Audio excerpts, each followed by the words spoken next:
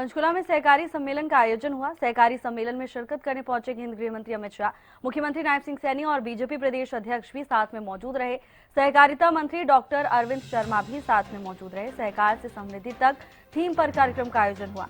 केंद्रीय मंत्री ने प्लांट का उद्घाटन किया। जाटूसाना में आधुनिक हेफेड आटा मिल का उद्घाटन भी किया। सहकारी बैंकों में प्लेटिनियम डेबिट कार्डों की शुरुआत केंद्रीय मंत्री और साथ ही सहकारिता मंत्री ने लाभार्थियों को कार्ड बांटे।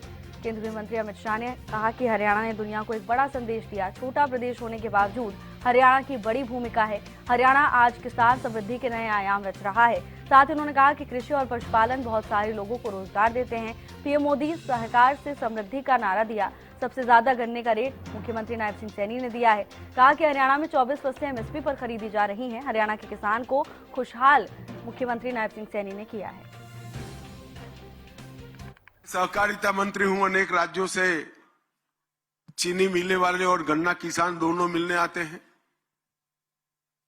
अब सैनी जी के कारण देश भर की सरकारों की हालत खराब है, क्योंकि सबसे ज्यादा गन्ना का दाम अगर कोई राज्य में दिया है तो सैनी ने हरियाणा में देने का काम किया। 108 मंडियों को ई नाम पोर्टल पर उन्होंने जोड़ दिया है।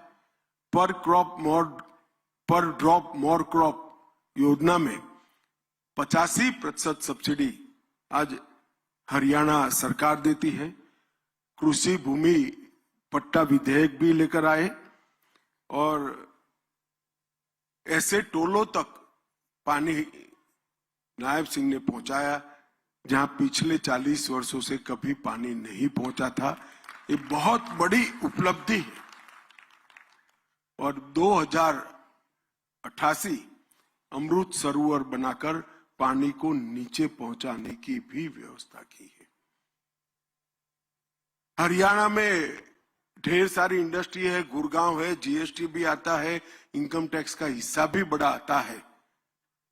मगर मैं स्पष्ट रूप से मानता हूं कि हरियाणा का किसान अगर खुश नहीं है तो हरियाणा की सरकार ठीक नहीं चल रही है। और नायब सैनी ने हरियाणा के किसान को हंसता कर दिया। ये सबसे बड़ी उपलब्धि है। मान्यवर, हम सब जानते हैं कि देश के यशस्वी प्रधानमंत्री आदरणीय नरेंद्र मोदी जी के दूरदर्शी नेतृत्व में वर्ष 2021 में देश में पहली बार सहकारिता मंत्रालय का गठन हुआ।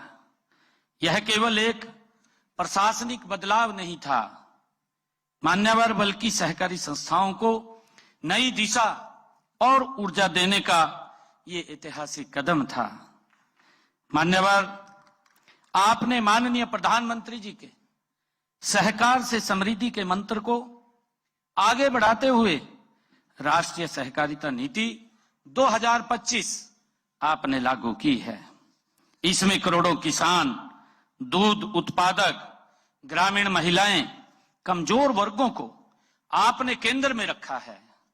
मान्यवर, मैं आपको विश्वास दिलाता हूं कि राष्ट्रीय सहकारिता नीति 2025 को हरियाणा में लागू करने में हम कोई कोर कसर नहीं छोड़ेंगे।